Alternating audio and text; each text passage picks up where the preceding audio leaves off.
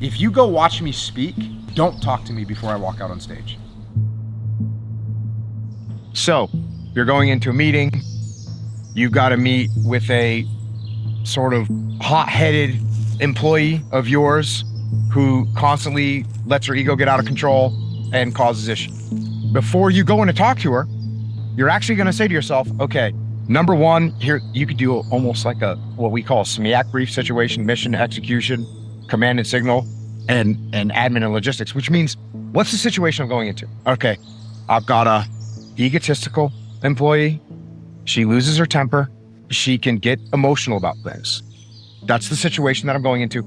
And I've got to deliver her some bad news. So that's my mission. So there's the situation. Here's the mission. Here's the execution. I'm going to go in there. I'm going to take ownership.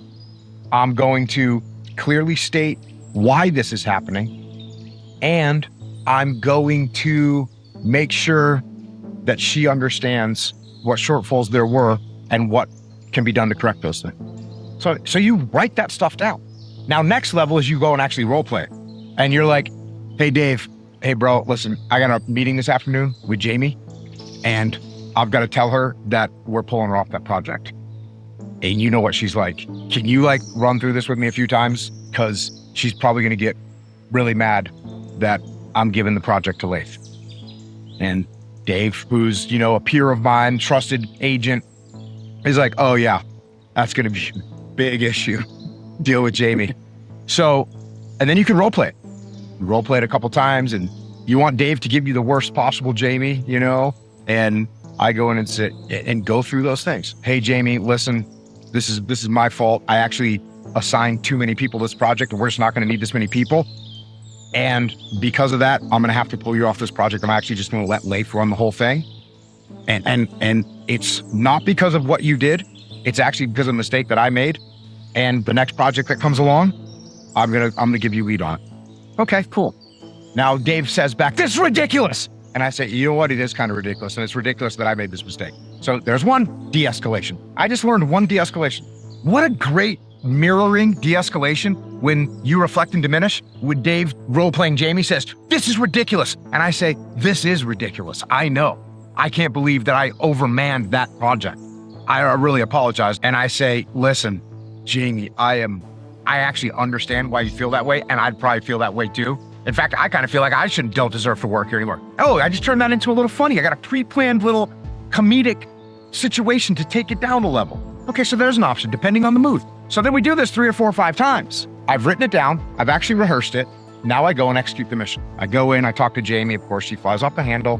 But through my excellence, I'm able to de-escalate the situation, and we get it calmed down, and I walk out. Maybe I debrief with Dave, but maybe I don't. Maybe I just pull out my notebook and I'm like, hey, here was the situation. Here was the mission. Did I go in there? Yep. Or maybe I go in there and I blow it. And I say, Jamie, I'm pulling you off the mission. She goes, this is so dumb. You can't make good decisions. I'm the one that should be on that project. And I go, you're right, Jamie. You go ahead and stay on the project.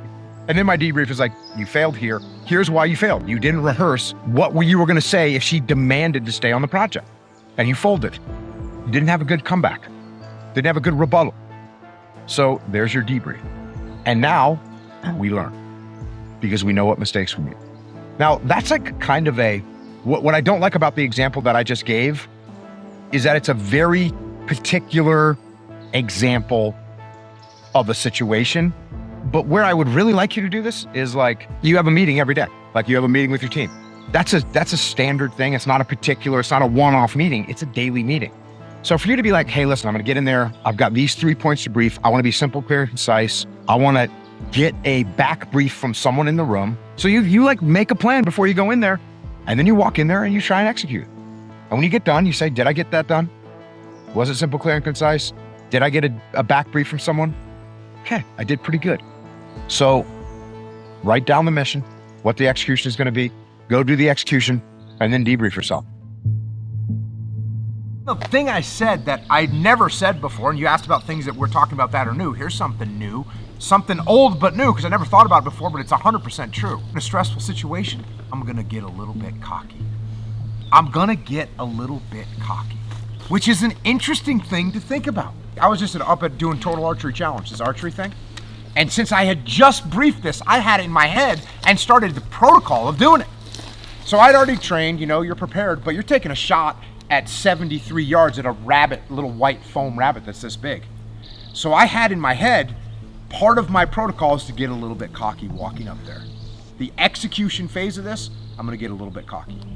If you go watch me speak, don't talk to me before I walk out on stage. Because if you talk to me before I walk out on stage, I'll be like, yeah, I'm about to just go crush everyone. Hey, can you hand out Kleenex? Because there's gonna be, that's what I'm doing. I'm getting fired up. That's a different human than the human that's like, I'm not sure if I belong here. I don't know if I can make this shot, right? That's a different human. Now, do we have to be careful? Sure. Do we have to be careful that we just don't become cocky all the time? Become the stereotypical fighter pilot, right? That fighter pilot, that goes overboard. It can go overboard. Dave, let me ask you. You're going up against the other senior instructor. Is your attitude, once you get in the bird, hey, I'm not feeling good today, he might catch me, or is it, this guy's about to get totally annihilated, right? It's a real thing. So, that little vote of confidence can change the outcome of the situation. You saying, I've got this, not, I don't know if I can do this. Those are two totally different people walking to the line. For a foul shot, for giving a speech, for taking an archery shot, for presenting in front of a potential investor, all those things. Unfortunately, the person that thinks I deserve this and I got this 3 months ago, when it was time to get ready to present to the investor, they didn't do the right thing. They didn't practice, they didn't rehearse, they're not prepared. They fall apart. So it is a protocol that you go through of starting with, hey, I need to be humble. There's other competition out there. The other competition is working harder than I am, most likely right now. I've got ground to make up. I need to be more prepared than they are. I need to think about contingencies more than they are. I'm going through those things for 3 months. Now I walk into that investor meeting, I'm gonna switch. And I'm gonna say, the dumbest thing that these people could do is not give me as much money as I'll take. They're gonna beg to give me money. That's what's about to happen. So let's go. And that's a different human. Then I really need this right now, and I really hope I can pull this off. Different human. Kind of fun, huh? Humble in the prep, confident in the execution. Right? Humble in the prep, confident in the execution. It's a critical component. Stressful situations. Watch this. If you can name your enemy, you can fight your enemy. So as soon as Dave's like, oh, conflict is formed in a vacuum. Now all of a sudden there's a concept that he starts to see everywhere. And now in his own life, he can be like, oh yeah, oh, I didn't talk to my wife yet today. And she's like cleaning aggressively the kitchen. Right? That's a problem. In my family, in my life, if my wife is cleaning aggressively, I did something wrong. Don't know what, but I'm gonna go solve it. So once you recognize that, like, oh, why is she cleaning aggressively? I can stay in my vacuum and be like, who does she think she is? I've been gone all week working and she's been here lounging around, right? That's what's conflict forming. Or I can be like, oh, I haven't talked to her, I haven't said hi to her yet, we haven't talked about what's going on. Hey babe, what's going on? You need some help with the dishes? Yeah, I do. Okay, cool.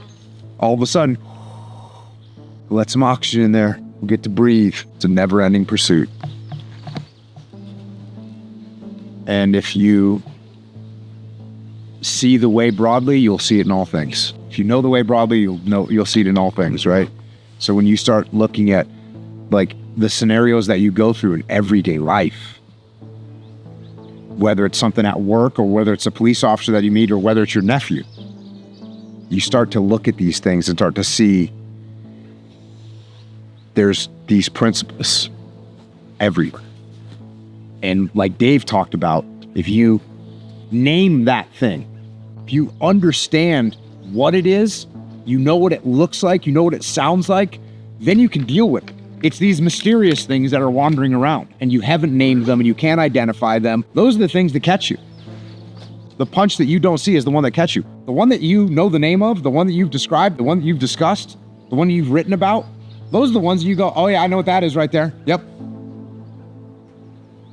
And the more that you think about these things, the more you'll be able to identify them and the better you'll be able to deal with them. And that's our goal. When you're in charge of people, when you have a team, you have a mob. You have a gang. And the gang that you're in charge of will actually just get a mob mentality, just like a mob running down the street. Someone decides it's a good idea to start smashing windows, we're all gonna start smashing windows. We're gonna flip over this cop car, we're all gonna start flipping over. There's a mob mentality. We know what it is, we know what it looks like. Well, when you're in charge of a team, I don't care if it's a finance team or an insurance team or a construction team, they're a mob and they have a mob mentality.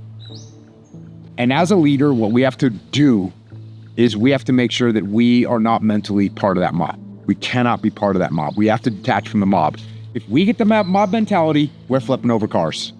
We're smashing windows. We think that's good. We think that's a good idea. When you're part of a mob, bro, you think it's a good idea. So where does this come into play from a leadership perspective? We have a series of projects that we do and we kind of crush and we win the bid and we dominate the project and we get it done on time and we're kind of high-fiving and we're starting to get arrogant. And all of a sudden someone's like, hey, we got another client pitch on Tuesday. Are we doing rehearsal? We don't need to do rehearsal. We're good. We got this. And if you're in the mob, you're like, hell yeah, of course we got it. Oh. And now we don't do the rehearsal. We don't have the slides right. We end up looking stupid. We don't get the contract. So when we're leaders, we say, we don't join the mob. We're not flipping cars. We say, hey, listen, yeah, hey, we dominated the last few for sure. But just to make sure we stay on the streak, we got to do this rehearsal. We got to look at those slides. Look, we'll take 20 minutes. We don't have to do an hour rehearsal, but 20 minutes, make sure everyone knows their piece. Let's be smart about this. So you can't be part of that mob. Same thing is true the other direction. You lose a client, you fail another project, your morale is starting to slump. Well, if you're part of the mob, your morale starts to slump too. Not a good idea. What do you got to do? Pick them back up. Hey, look, we lost those last couple, but guess what? We learned this, we learned that. We brought in this new product to cover that little gap that we had. We're gonna be good to go. Let's do some serious rehearsals and let's be ready to knock these things out of the park, right? So as a leader, you cannot be part of the mob. Sometimes the mob's moving in the right direction. You can encourage them.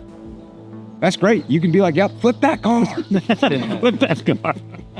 But you also have to be the one that's like, okay, time to pull back.